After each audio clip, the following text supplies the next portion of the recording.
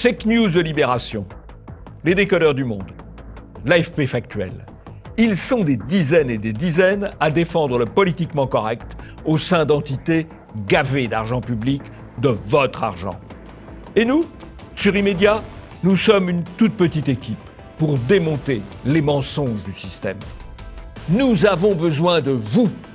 Aidez TV Liberté.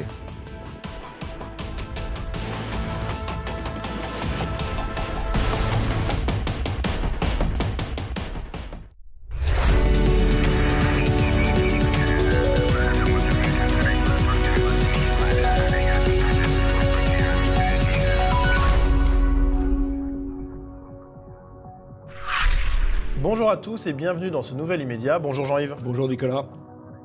Grand remplacement, débat interdit. Après l'attentat de Christchurch, les répercussions ont été énormes dans le monde médiatique français. Le grand remplacement ne semble pouvoir être évoqué que pour le nier. Marche pour le climat, dérèglement médiatique. Les médias semblent en admiration devant le mouvement des jeunes lycéens qui sèchent les cours pour lutter contre le réchauffement climatique. Italie, enfants attaqués, farniente médiatique. En Italie, un chauffeur de bus d'origine sénégalaise a voulu tuer une cinquantaine d'enfants italiens pour venger les migrants. Le drame a été évité de peu et les médias français ont pris leur temps pour évoquer l'attaque. Et vous retrouverez le zapping et les tweets.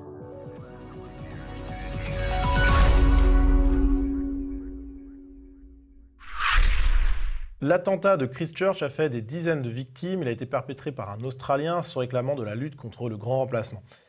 Et avant d'étudier l'interdit médiatique autour de ce débat du grand remplacement, eh bien, notons qu'il est désormais autorisé de faire des amalgames pour les médias français. Et pourtant, il y a quelques temps encore, c'était pas l'actualité. On va le voir tout de suite. J'ai l'impression qu'on a plutôt affaire à un déséquilibré, ça c'est une certitude, façon German Wings ou façon Tuerie d'Orlando, type qui était ultra mal dans sa peau, qui n'arrivait pas à se trouver et qui d'un coup se dit si je suis malheureux, il n'y a pas de raison que la terre entière soit pas malheureuse avec moi, et tous ces gens qui sont heureux sur la promenade des Anglais, je n'ai pas envie qu'ils le soient, et ils préméditent, et je ne vois pas Daesh là-dedans et je vois pas l'État islamique, très franchement. Mais là, tout est différent, pas de déséquilibre à l'horizon, on a bien affaire à un individu d'extrême droite. Il est 20h, bonsoir à tous. Voici les titres de l'actualité de ce vendredi. À la une, le terrorisme d'extrême droite fait 49 morts en Nouvelle-Zélande. La dépêche de l'AFP, reprise ici par l'Obs, est titrée « Attaque terroriste contre deux mosquées ». On voit bien qu'il n'y a donc pas de déséquilibre là-dedans, c'est une attaque terroriste immédiatement. Et puis on a bien le tireur est un terroriste d'extrême droite australien. Et la droite française est pointée du doigt. Pourquoi ? Eh bien parce que le tireur a fait un séjour en France avant son attentat. La une du Parisien est très claire. Tout a commencé en France. Et puis Éric Nolot, le chroniqueur, déclare sur Twitter « Le tueur des mosquées est allé en France charger son arme avec les balles du grand remplacement ». Aude Lancelin, journaliste aux médias, déclare sur Twitter « Le tueur de Christchurch se revendique de Renaud Camus ». Alors, on a également un édito de Libération sous la plume de Laurent Geoffrin, intitulé « Fanatisme identitaire », dans lequel le journaliste déclare « Nul ne fera l'amalgame. Pourtant, comment ne pas être frappé par le titre même du manifeste, le grand remplacement ?» Alors, Jean-Yves, on voit qu'il ne faut pas faire d'amalgame, mais on en fait quand même, quoi. Oui, mais ceci étant, c'est pas absolument scandaleux de faire un amalgame. Il s'est revendiqué d'un certain nombre de choses, et au lieu d'avoir une action de type politique ou de propagande, il a eu une action terroriste. Donc, je suis moins choqué par le fait qu'on fasse un amalgame là, même si l'amalgame est quand même va très loin dans la mise en cause, notamment de Renaud Camus. Je suis moins choqué par l'amalgame que par l'interdit de l'amalgame dans les autres cas. Il faut savoir. Et puis il faudrait pouvoir parler aussi de tout, parce que il y a eu cet attentat contre une mosquée, effectivement, en Nouvelle-Zélande, commis par un Australien, mais on n'a pas parlé des attaques contre des chrétiens, contre des églises, aux Philippines ou au Kenya, qui en un mois ont fait encore plus de morts. Donc tous les morts ne se valent pas, et il y a amalgame pour les uns et pas amalgame pour les autres. Alors il faudrait savoir.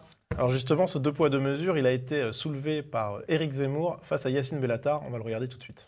Je le dis aujourd'hui ici, en partie, vous êtes responsable de la diffusion de ces idées.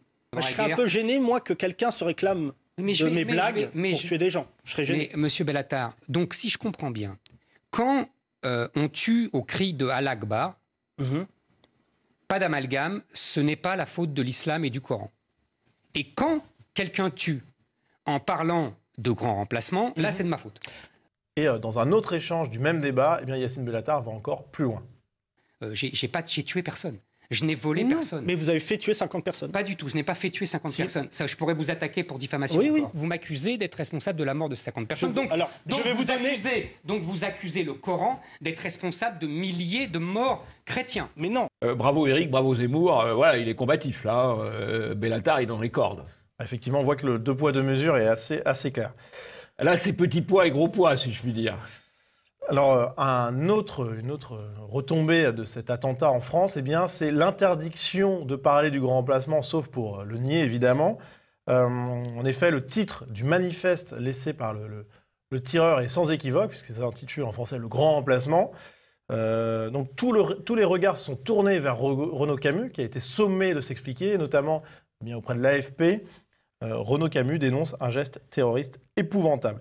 Alors on a vite compris que le grand remplacement c'était un sujet très sulfureux. Il y a quelques médias qui ont quand même essayé de s'y intéresser, par exemple RTL, Christchurch, qu'est-ce que le grand remplacement, l'obsession du terroriste? Et puis également les décodeurs qui vont d'un article de désinformation, la théorie du grand remplacement de l'écrivain Renaud Camus aux attentats en Nouvelle-Zélande. Dans cet article, eh bien, on apprend que le grand remplacement est un supposé constat sans preuve, et que les chiffres contredisent l'essentiel de la thèse. Alors les décodeurs citent le chiffre de 5% d'extra-européens en France, en sachant qu'ils déclarent que les descendants de migrants non européens sont compris dans ce chiffre, alors que factuellement c'est faux, c'est une erreur des décodeurs, une erreur qui a été relevée notamment par le tweetos Philippe Lemoine, qui l'a signalé au Monde, mais le Monde, 4 jours plus tard, ne l'avait toujours pas corrigé. Et c'est peut-être justement ces erreurs factuelles gênantes, qui motivent le tabou du grand remplacement dans les médias.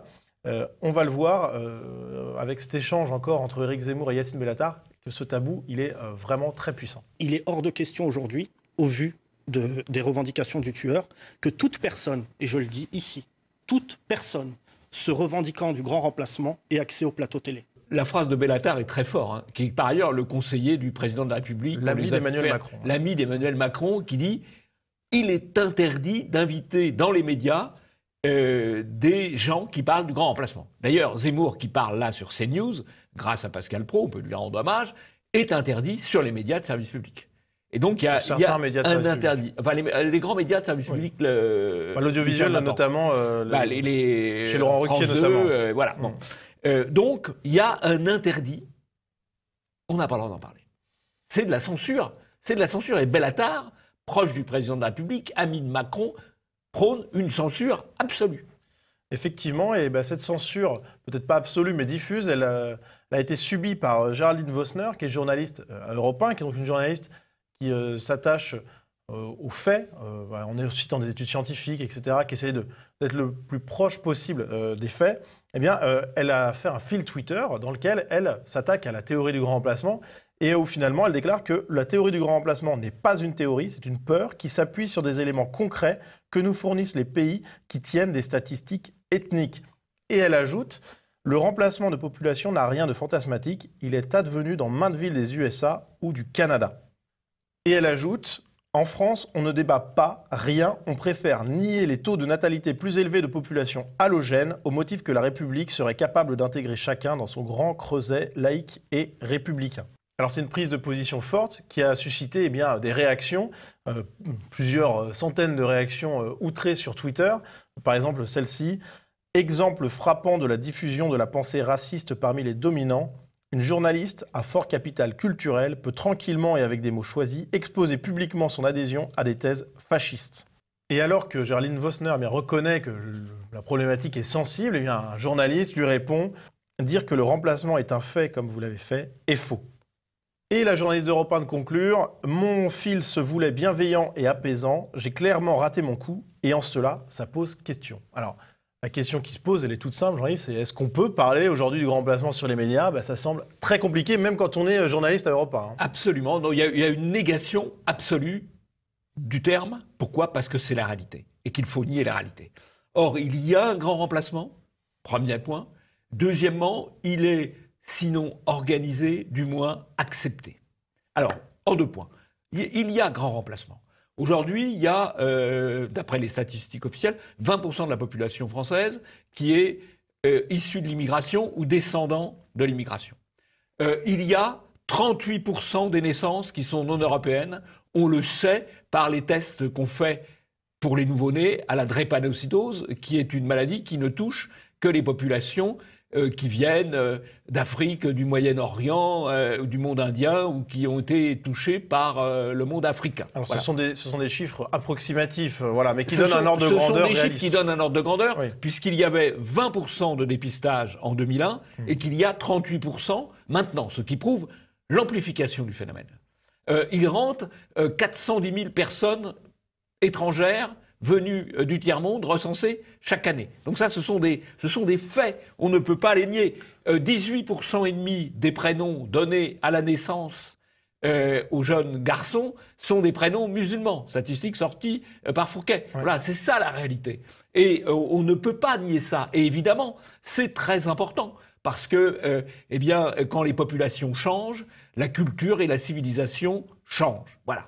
Alors, maintenant, il y a le deuxième aspect du grand remplacement. Est-ce que c'est voulu? Est-ce que c'est organisé? En tout cas, c'est voulu par les juges qui prennent une série de décisions toujours favorables à l'immigration. C'est voulu par les médias. Et c'est voulu pour une raison très simple. Parce que, on l'a vu, si vous êtes négateur du grand remplacement, vous allez être invité partout.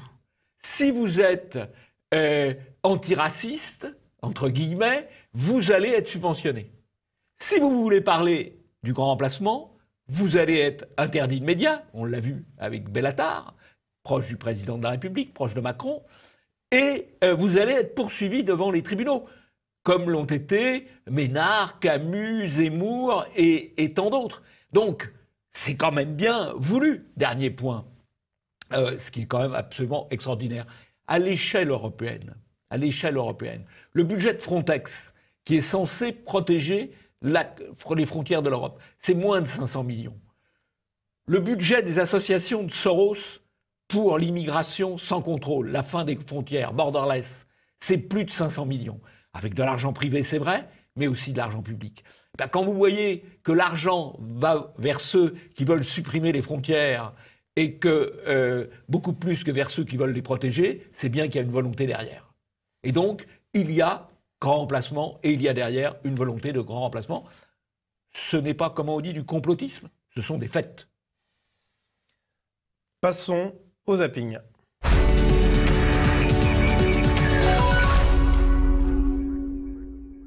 C'est que dans la sphère médiatique, il n'y a quasiment pas, dans cette sphère-là, de journalistes qui votent pour Marine Le Pen. Ce sont des phrases prononcées, des vraies phrases prononcées par Anne Hidalgo avec la traduction derrière. Je vous en lis une seule. La perception de la propreté à Paris se fonde en négatif sur des constats relatifs à la malpropreté. Et donc ils ont traduit par Paris est sale. Quelle est la raison de ces violences? Quel est le vrai responsable de cela? Le pouvoir, son entêtement. Quand il y a un divorce très profond entre un pays profond, justement, et le pouvoir, on crée des vraies respirations démocratiques. On en a, même dans la Ve République, dissolution de l'Assemblée, changement de gouvernement, démission du président, référendum, tout ce que vous voulez. À chaque fois qu'on fait des sondages parmi les journalistes, on a massivement, si vous voulez, les mêmes opinions. On ne peut pas le nier. Il y a des tribunaux de la charia en Angleterre et il y a des polices de la charia dans des quartiers de Londres. De Londres. Il y a des polices de la charia en France. Où ça? Oui, factice. Où ça? C'est-à-dire que c'est non dit. Mais vous allez dans d'innombrables quartiers. Oui. Il y a des gens qui font la police pendant le ramadan. Avec écrit charia. Non, justement, c'est la différence avec l'Angleterre. On est plus hypocrite qu'en Angleterre. Mais c'est le fait est le même. Il y a des gens qui sont menacés parce qu'ils veulent manger ou boire dans de nombreux quartiers pendant le ramadan. Vous n'avez pas de questions? Oui, non, mais vous avez fait le lien ou pas? Vous avez fait le lien. 70% de la population en prison est musulmane. Oui, alors même j'ai envie... Oui, alors ça c'est un fait simple. Ça vous va ça? Je vais vous répondre différemment. Les statistiques, vous les avez d'où? Statistiques, rapport parlementaire. Vous avez raison. Beaucoup de gens en prison, malheureusement, sont issus, sont des Français d'origine étrangère. Mais c'est de la petite délinquance. Aujourd'hui, je vous invite à regarder Faites entrer l'accusé, il est rarement question d'arabe ou noir. Elle étudiait l'anthropologie à l'université d'Aix-Marseille. Colère et incompréhension après la mort de Marie Bélène, jeune femme de 21 ans, tuée dimanche soir à la sortie du métro, poignardée par un homme en fuite et non identifié qui en voulait, semble-t-il, à son téléphone. Parce qu'il y a les Français de souche qui ont fait le pays depuis 1000 ans, et puis il y a nous, Yacine Bellatar, c'est-à-dire des Français de branche. On vient en raccro, on se raccroche à eux, parce qu'on est là grâce à eux. On est là, on profite de la gloire de ce pays, de la grandeur de ce pays, de la richesse de ce pays. De la richesse de ce pays. On était misérables, Yacine Bellatar, vous et moi, il y a quelques siècles, avant que la France n'arrive. On mangeait des nèfles. Non, oui, monsieur Bellatar, c'est grâce à la non. France qu'on vit comme ça. Ça veut dire donc que c'est la démographie qui fait la loi. Vous êtes en train de me dire que, comme un jour, vous serez 10 millions, 20 millions, là, vous pourrez changer la France 40. et islamiser la France. Le grand remplacement, est-ce que ce sont des théories qui existent au Rassemblement national, le grand remplacement? Non mais d'abord, je ne sais pas, je ne connais pas cette théorie du grand remplacement. Dans ces quartiers où moi j'ai grandi, il n'y a quasiment plus de juifs, qu'il n'y a quasiment plus de chrétiens. Vrai. Mais si c'est vrai. Pas vrai. Ils ont été chassés par quoi? Chassés, vous vous rendez compte? Chassés, oui, chassés. Mais vous parlez... Ils sont enfuis. J'ai vu sur TF1 un magnifique fast-checking, comme on dit aujourd'hui. C'est ridicule pour la grande chaîne TF1. Ils se sont permis de dire qu'il y avait des juifs en Seine-Saint-Denis dans les écoles publiques. Ils en ont trouvé 4. C'est phénoménal. Est-ce que vous connaissez la théorie du grand remplacement? Je pense que c'est un slogan, le grand remplacement. Par contre, un slogan. Moi je veux dire, par contre, je connais la réalité d'un certain nombre de. Oui, c'est un slogan. Oui, dans un certain nombre de quartiers aujourd'hui, il y a le pourcentage de migrants et de descendants? Il y a une substitution de population, l'immigration, qui a transformé, oui, le visage d'un certain nombre de quartiers en France. C'est une réalité aujourd'hui. Oui, personne ne le nie. Et vous savez ce que disait le général de Gaulle? Il disait, je vous ai compris. Non, il il a dit ça aussi. Qu'il y ait des Français jaunes, noirs, mais il faut qu'ils soient en minorité, car nous sommes avant tout un peuple de race blanche, de religion chrétienne et de confession et de culture gréco-romaine. Oui, il a dit ça quand? La France, c'est ça. Vous m'avez posé une question. Il a dit ça quand? La France, c'est la phrase du général de Gaulle. Mais non. C'est tout. Mais non. D'abord, un petit coup de chapeau à Pro, quand même, qui a organisé un débat où il y avait au moins un tenant, si j'ose dire, du grand remplacement, parce que le débat Bellatar-Zemmour, il a fait le job comme il le fait souvent. Alors, c'est d'ailleurs intéressant de voir que Zemmour insiste beaucoup sur la démographie, à juste titre, puisque la démographie, ce sont les hommes, et ce sont les hommes qui font les cultures, qui font les civilisations, qui font l'histoire. Et quand il dit, les musulmans sont... quand les musulmans deviennent... Quand Zemmour dit les musulmans deviennent 10, 15, 20%, Bellatar lui rajoute 40%. 40%. C'est 40 millions. 40 millions. 40 millions, ouais. 40 millions. Bon. Alors, c'est pas encore le cas. Mais enfin, 40 millions sera plus que 40%. Ça sera plus que 40%, mais c'est bien l'objectif. Donc, on voit que là, le dragon montre le bout de la queue. Alors, il y a une autre chose, moi, que m'inspire le débat Bellatar-Zemmour, c'est que c'est un débat sur le thème « Qu'est-ce qu'être français ?» Et pour ce débat, il n'y a pas de Français de souche. On aurait pu imaginer un débat entre deux Français de souche ou un débat entre un Français de souche et un Français de branche. Il y a deux Français de branche, c'est l'expression que Zemmour utilise pour Bellatar et pour lui.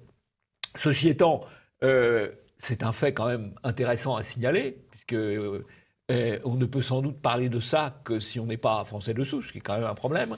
Ceci étant, je ne mettrai pas du tout Zemmour et Bellatar sur le même plan. Je les mettrai même sur deux plans totalement opposés, puisque l'un est un Français, Bellatar, c'est un Français purement administratif. Il se définit d'ailleurs comme afro-européen, enfin bon... Citoyen du monde. Citoyen du monde. C'est un Français purement administratif, même si c'est le copain de Macron, ça n'est pas incompatible, tandis que Zemmour...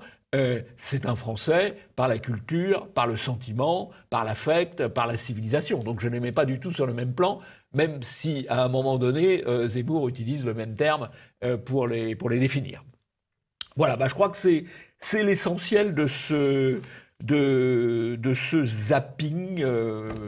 Le reste se lit un peu de soi-même. Alors c'est quand même intéressant de voir la distorsion, malgré tout, entre... les faits et ce qu'osent dire ou non les hommes politiques. Voilà. Mais les faits finissent toujours par l'emporter. Passons au deuxième sujet, marche pour le climat, dérèglement médiatique.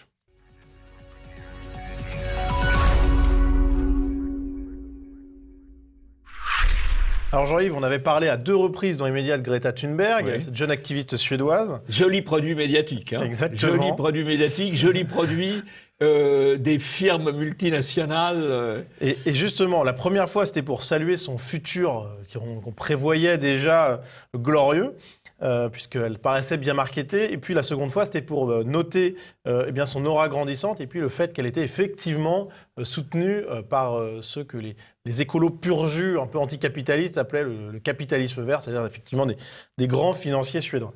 Eh bien, elle est de retour dans l'actualité, puisque son mouvement de grève pour alerter les pouvoirs publics sur le dérèglement climatique, n'est-ce pas, eh bien, a fait des émules. C'est d'ailleurs extraordinaire. Imaginez qu'on va changer le climat, qui est une machine d'une complexité extraordinaire, par des grèves de lycéens. C'est quand même assez fort. Hein. Ben, en tout cas, c'est un espoir qui a mobilisé de nombreux jeunes lycéens dans la rue. On va le voir tout de suite. À Paris, la jeunesse sèche les cours pour défendre la planète. Ils étaient entre 30 et 40 000 lycéens dans la capitale, 150 000 dans toute la France, tous décidés à faire entendre leur colère contre l'inaction politique.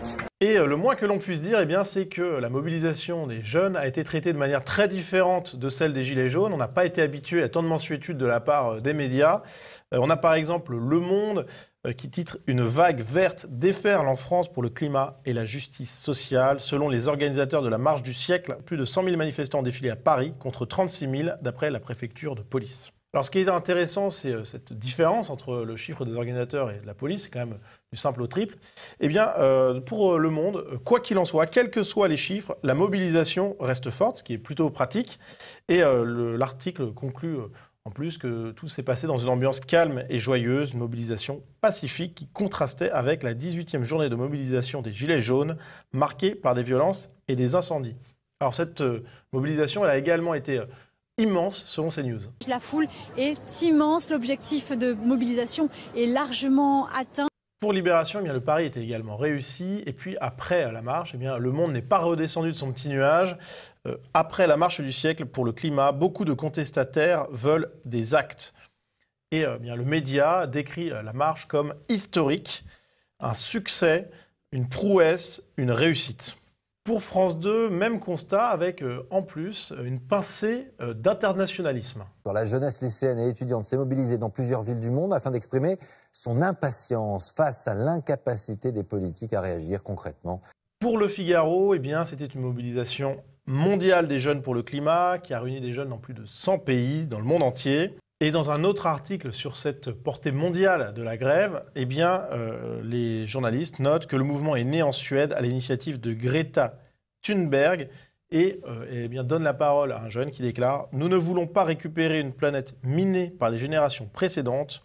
Nous, les jeunes, nous avons décidé d'agir nous-mêmes pour notre avenir. » Jean-Yves, on voit donc qu'il y a un regard médiatique assez particulier. Extrêmement favorable. D'ailleurs, ce qui est assez drôle, c'est que c'était une manifestation censée contester le gouvernement et qu'il y avait plusieurs ministres qui participaient. Et Brune Poirson et Attal. Alors, ça pose déjà une première question.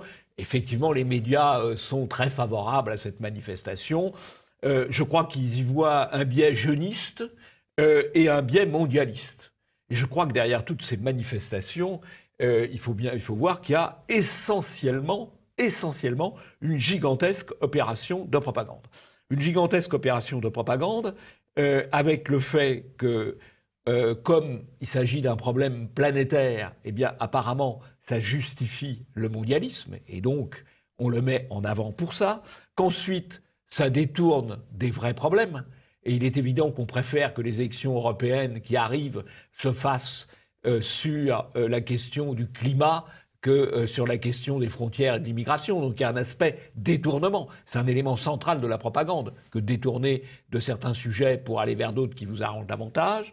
Et puis, honnêtement, il n'y a pas de résultat visible possible à supposer que ce soit le bon diagnostic à horizon de moins de 20 ans ou 30 ans. Donc tout ça est assez largement illusoire.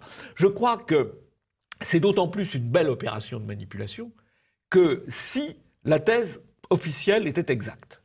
Admettons que la thèse officielle soit exacte et que le réchauffement climatique soit due au rejet d'effets carbonés, de produits carbonés dans l'atmosphère. Eh bien, il y a deux choses à faire, ou il y a une chose à faire plus exactement, c'est arrêter la mondialisation. Arrêter la circulation des marchandises depuis le monde entier. Arrêter les containers qui viennent nous livrer des produits de Chine. Et arrêter aussi l'immigration. Parce que le bilan carbone d'un Africain en Europe, il est bien pire que le bilan carbone d'un Africain en Afrique.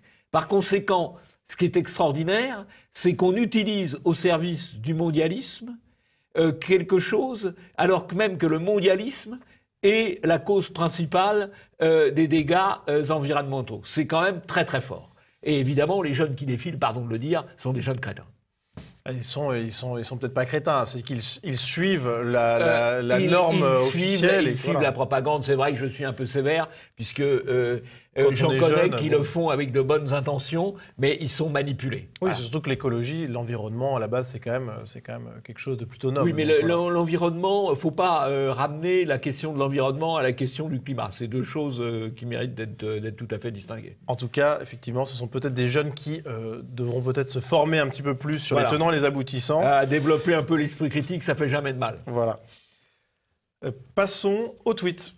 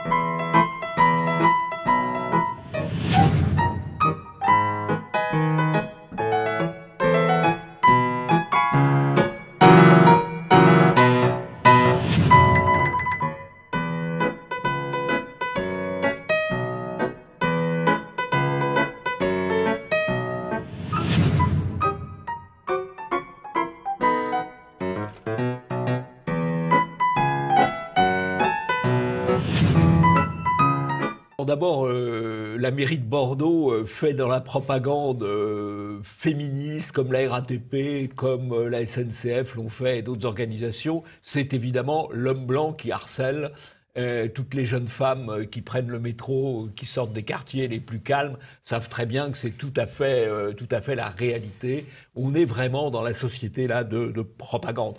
Comme on est dans la société de propagande avec l'organisation du débat narcissique d'Emmanuel Macron autour de 80 intellectuels légitimes.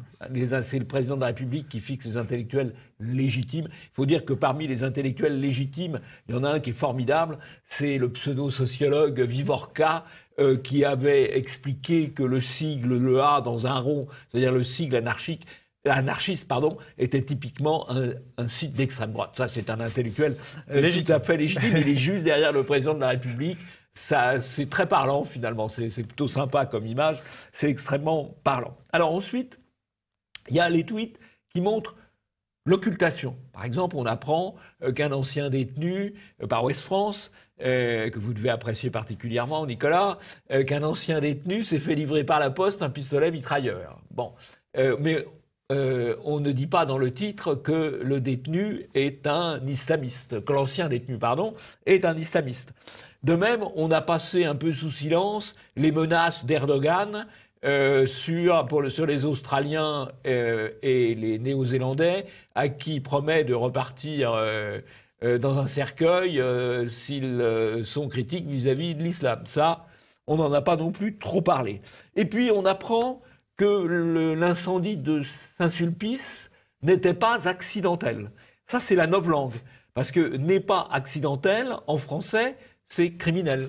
Mais oui, comme on veut pas volontaire dire, au minimum. Quoi. Là... volontaire, c'est criminel. Vrai, volontaire, c'est criminel. Bon, mais là, donc, ça n'est pas accidentel. C'est fort. Ils sont quand même très, très bons. Ils sont quand même très, très bons. Et puis, je crois qu'il y avait aussi un beau bobard dans le Parisien. Oui, alors, c'est un bobard politique, puisque c'est Hidalgo qui a vu des militants d'extrême droite dans les casseurs des Champs-Élysées samedi dernier. Alors ça, c'est quand même extraordinaire. Ce sont les Black Blocs, donc des militants d'extrême gauche, des antifas, c'est l'extrême gauche. Alors, le bobard n'est pas directement celui du Parisien, puisque c'est Hidalgo qui le dit dans un entretien. Simplement, le journaliste dit pas, mais quand même, les Black Blocs, c'est l'extrême droite. Le journaliste ne fait pas son travail quand même d'interrogation, quoi. Voilà. Hein. Donc c'est aussi un bobard médiatique par faiblesse, par facilité, par complaisance. Mais c'est vrai que le Parisien adore Madame Hidalgo, qui a rendu beaucoup de services à Vuitton, à LVMH, à la famille Arnaud, qui est propriétaire du journal. Donc il faut quand même être indulgent. En sachant que maintenant, on sait que Madame Hidalgo a le niveau pour être intellectuelle légitime aux yeux d'Emmanuel Macron. Ah oui, tout à fait. Et au passage, bravo à Paris Vox qui relève le mensonge. C'est une petite information qui fait du bien. Passons au troisième sujet, Italie, enfant attaqué, farniente médiatique.